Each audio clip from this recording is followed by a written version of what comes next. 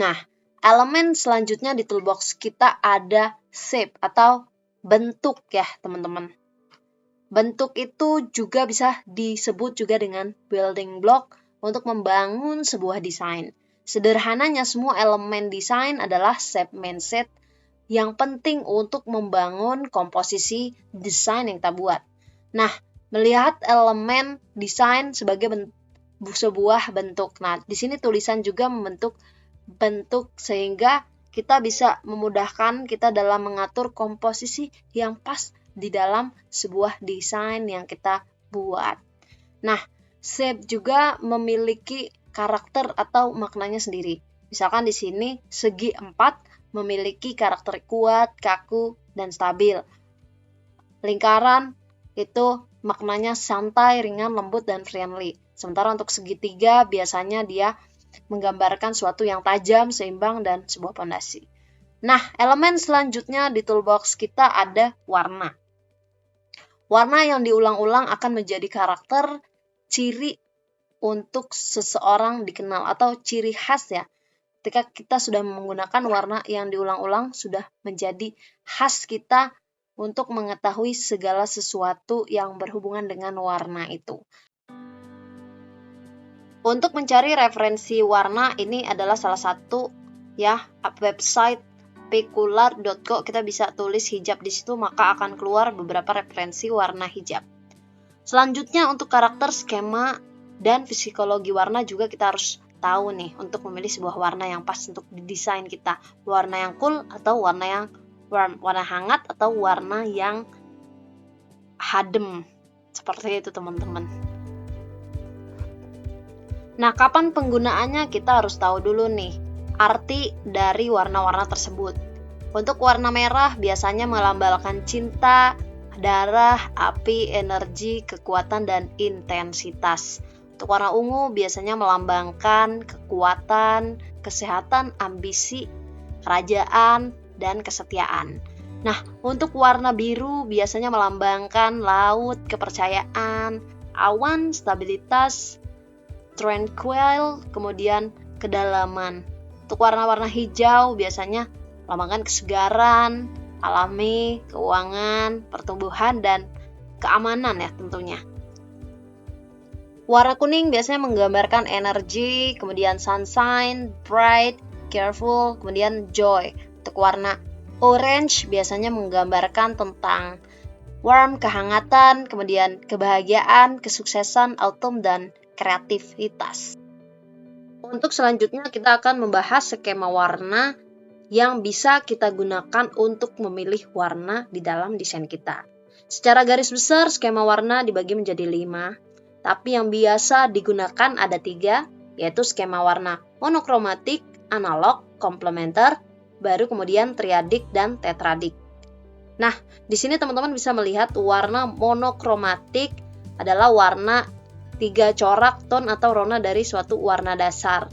Jadi kombinasi yang halus, kemudian bisa kita gunakan untuk apa saja, desain tampilannya juga harmonis. Nah, misalkan di sini kita memilih warna orange ya, kemudian ada beberapa turunan warnanya, begitu juga dengan warna yang lain.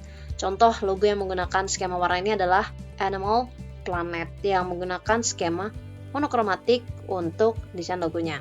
Selanjutnya adalah warna analog. Warna analog ini skemanya adalah warna yang bertetangga kanan kiri, berdampingan dengan warna inti. Nah, jadi kita bisa memilih nih warna-warna yang bertetangga.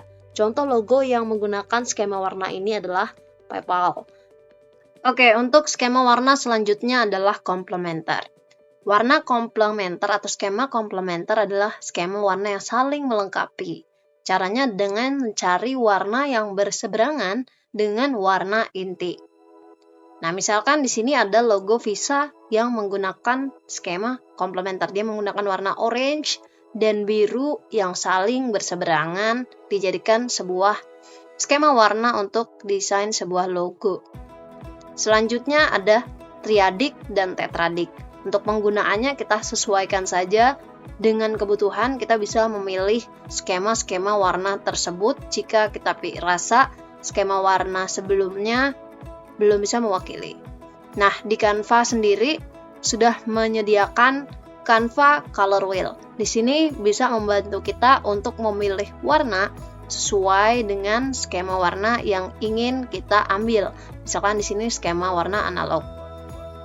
Nah, kita bisa memilih warna dasar, nanti selanjutnya dia akan menunjukkan warna-warna yang berseberangan. Selanjutnya ini ada warna komplementer juga, kita bisa memilih misalkan merah, nanti akan muncul warna yang berseberangan, begitu juga dengan warna-warna yang lain. Oke, elemen selanjutnya di toolbox kita adalah ruang, atau biasa disebut dengan space yang ada di sebuah desain. Nah, space ini identik dengan penggunaan negative space. Nah, mengapa kita perlu adanya ruang? Supaya desain kita lebih all out, fokus, minimalis, dan tentunya dapat bernafas. Biarkan ruang memberikan desain kita tempat untuk bernafas. Ya benar, ketika sebuah desain terlalu banyak ornamen tanpa ada space-nya, terlihat sesak ya. Kita melihatnya juga kurang bagus kelihatannya. Kemudian yang ketiga adalah prinsip desain. Nah, prinsip itu sebenarnya apa sih? Rules ya, sebagai acuan kita untuk mendesain. Nah, apa saja? Ada yang pertama yang namanya kontras.